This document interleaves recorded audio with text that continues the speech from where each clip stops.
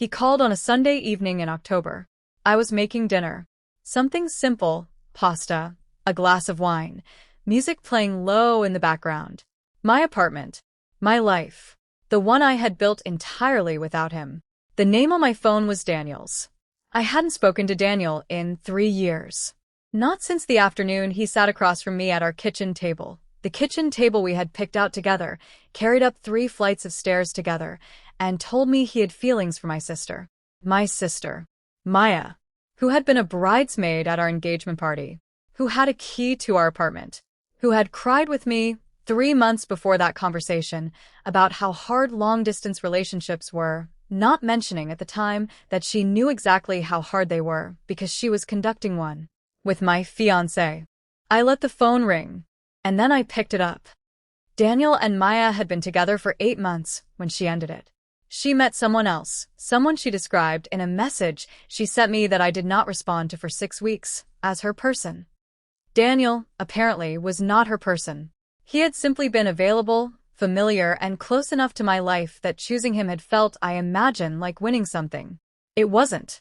And 3 years later, on a Sunday evening in October, he called me to explain what losing felt like. Stay with me because what he said, what I said back, and what I chose to do with the conversation is not what you might expect. Daniel and I met in graduate school. We were in the same cohort, different disciplines, same building, same terrible coffee machine in the shared lounge that neither of us could figure out how to use properly. He was funny in a quiet way. The kind of funny that only reveals itself after you've been paying attention for a while. I paid attention. We dated for 2 years before he proposed. It wasn't a grand gesture. He asked me on a Tuesday morning before either of us had fully woken up, ring already on the nightstand, like he'd been waiting for an ordinary moment rather than a perfect one. I said yes before he'd finished the sentence. We were engaged for 14 months. We had a venue. We had a date.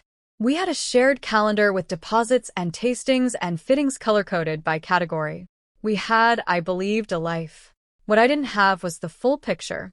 The full picture was that Daniel had been growing distant for about 6 months before the conversation at the kitchen table, quieter, more distracted, less present in the particular way that people are when their attention is somewhere else.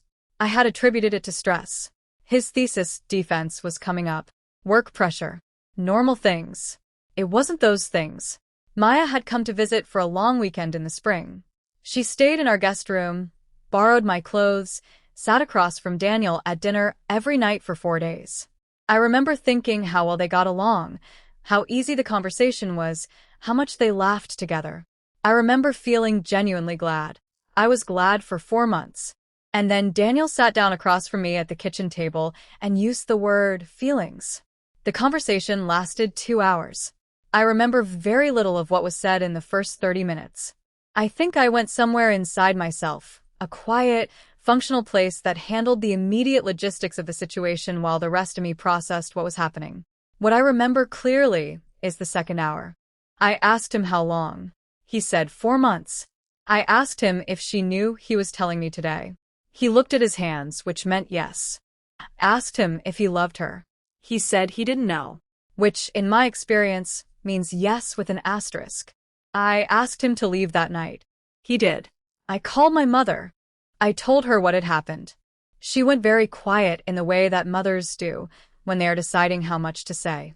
Then she said, "I need to call your father." And I understood that the conversation was going to require more than just me. The family dimension of what Daniel and Maya had done was, I want to choose this word carefully, catastrophic. My parents were devastated. Not just for me, but in the particular way that parents are when a child's choices cause harm to another child. My father didn't speak to Maya for 4 months. My mother spoke to her, but in the clipped, careful way that signals a relationship has been structurally altered. Maya and I did not speak at all for 7 months. When we did, when she called and I answered, more out of exhaustion than forgiveness, she apologized. Genuinely, I think. She was crying before I said a word. She said she didn't expect it to happen. She said she knew that wasn't an excuse. She said she would spend however long it took making it right. I said, I know. I'm not ready yet. I'll call you when I am. I called her 4 months later. It took another year before it felt like having a sister again. But it came back, not the same shape but something. You can rebuild things that have been broken. It just looks different afterward. Daniel, however, was not part of that rebuilding. Daniel left our apartment with his things in 4 trips and disappeared into a life I was no longer part of. Or so I thought. 3 years is long enough to become a different person if you're paying attention. I finished my degree. I took a job in a different city, not running, just ready for a new frame. I found an apartment with good light and bad plumbing, and I fixed the plumbing and kept the light.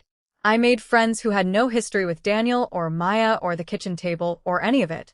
I started running, which I had always said I hated, and discovered that I had just been doing it wrong. I went to therapy, 12 months of it. The kind that doesn't just address the surface wound, but asks what made the wound possible in the first place, why I had missed the signs, what I had been telling myself, what I wanted to build differently. What I built differently was everything. I became, in those 3 years, someone who knew exactly what she valued and why. Someone who did not need external confirmation to feel settled. Someone who had metabolized a significant loss and come out the other side not bitter. And this is the part one want to be precise about, not bitter but clear. Bitterness is wanting someone to suffer. Clarity is simply knowing what happened and no longer needing it to have been different. I had clarity. I also, by the October of that 3rd year, had a new relationship. Early, careful, genuinely good.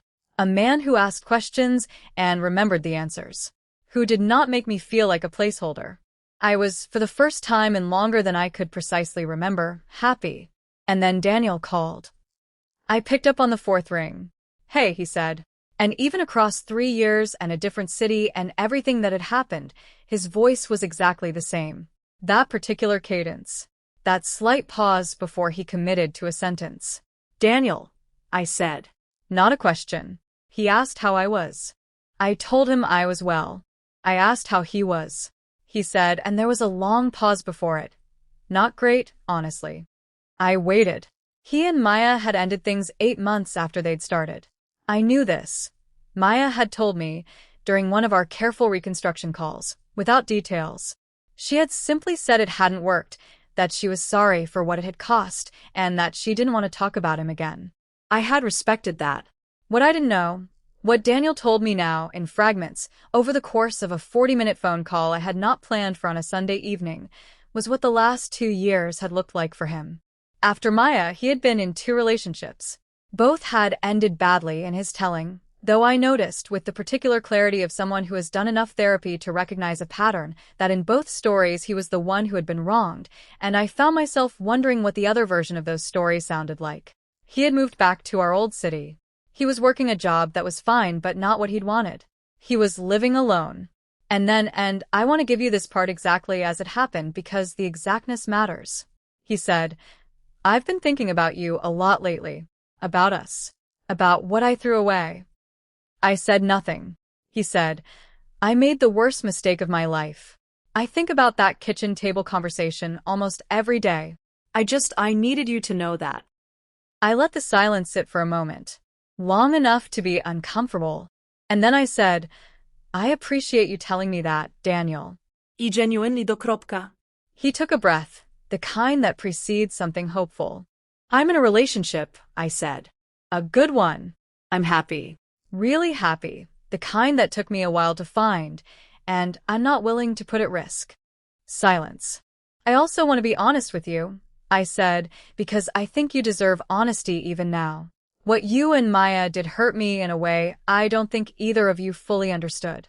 It wasn't just losing you, it was losing trust in my own judgment, my own home, my own sister.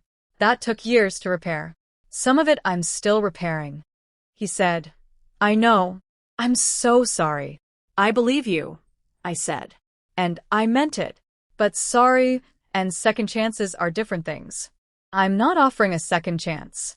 What I'm offering is this conversation. You called, I answered, you said what you needed to say. I hope it gives you something useful. Another silence. Longer this time. You sound different, he said finally. I am different, I said. Better, he said. It wasn't a question. Yes, I said. Better. We said goodbye. I hung up. I stood in my kitchen for a moment, the pasta still on the stove, the wine still in the glass, the music still playing low. And then I turned the heat back on and finished making dinner.